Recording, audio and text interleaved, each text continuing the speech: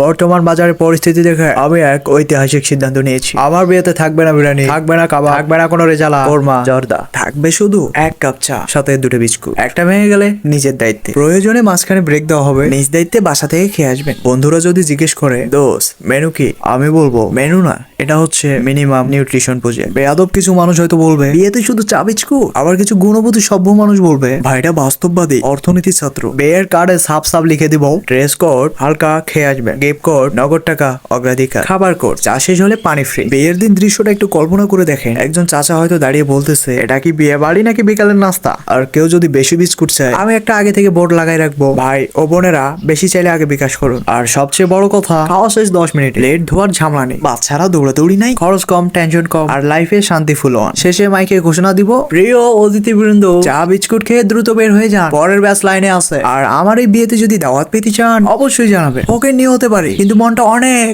ছোট। ফ্রিতে আপনাদেরকেও এত সুন্দর একটা আইডিয়া দিয়ে ফেললাম, আপনারাও চাইলে আপনাদের বিয়েটা এইভাবে সম্পূর্ণ করতে পারেন। সো থ্যাংক ইউ দাও দরকার নেই, কমেন্টে একটা চুমা দিয়েন তাতেই হবে। আজকে এটুকুই, বাই।